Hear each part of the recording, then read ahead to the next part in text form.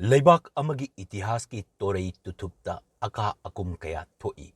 Leibak khudimaki itihasta mai pakpa mai thiba lan kaya lanpham kaya thengnakiba ngaktani.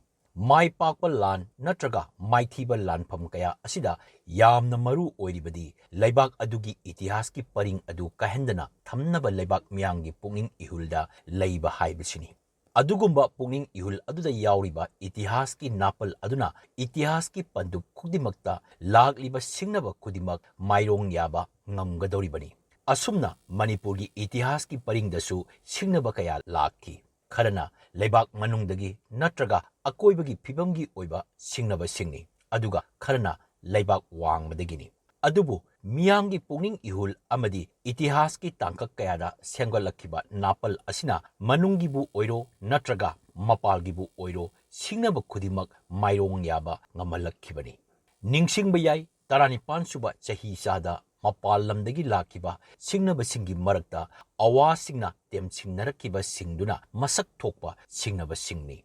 Ningthau pamahibagi matamda singnabada mahakna mairong yakiba adubagna anauba matamgi achauba mairong yabagi itihas ki kudam ama oiki. Aduga saisa adumaki ani suba tangkakta ningthau Bhagya Chandrana awagi mayokta leibaki ningtamba amadi ijat saman ngaknaba honaba mangkraba ningtamba hanjanaba honakiba amadi anauba Manipur ama sengatnaba honarambasing adusu leibak amagi itihas ki masak thoonnaba honakiba singi araba kudam amani.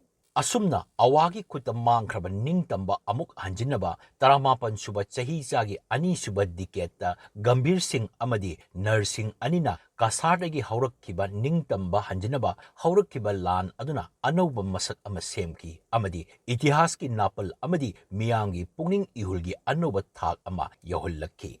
Aka akum naiba itihas ki torei tutupta Manipurna aroiba oina ningtamba ngakchanaba ingkumja 1974 gi April thada soknaba lan aduda lanpham kaya Manipuri kayana soknaki. Lanpham khudimaki top topa masak leiki khudingmakta tongan tonganba lalong kaya Manipuri singna sijinnaki. Maithi kiba lan aduna Manipurgi itihasta anoba pandup ama hangdoki. Adubu lan adugi lanpham khudimakta amata oina leikiba wa amadi leibak asigi miyangi pungning ihul amadi itihas ki napal aduni. Lan maithi kre Manipur British ki loilam oire. Loi chalaba matungda Manipurgi lan adugi luching purel kaya loilam laingaki wail sairapta loilam laingaki aingi makhada wail ki. Wail adugi oiba itihas ki mamal amalay. Aduga wail aduna loilam lengaki oiba masak amalay. Adumagna Manipurgi langi luching purel sing leibak wang madat loi thaduna leibak miyam mamangda luching purel singbu phasi tawduna akanba singki.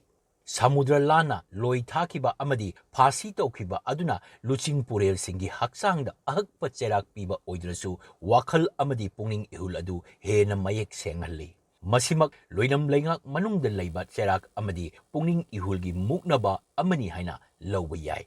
Dandi pibana leibak nungsibagi ihul manghanba ngamde haibasi August 16 gi wari ni. Loingam laingak kudimaki aroiba numit ama lakkani miyangi pungning ihul adunabu leptana thamoi ihul kudingmakta lengdana leirabadi nongmadi miyangi apamba aduna loilamgi yoling kudimak thadattuna anauba itihas ki paring ama senggalakani haibisna August 15 gi wari ni. Numit asina anauba itihas ki paring ama lakhankre. Sahi yangkai taruk lapnaba August ki tarik ani asina sab manaba wahantok ama piri.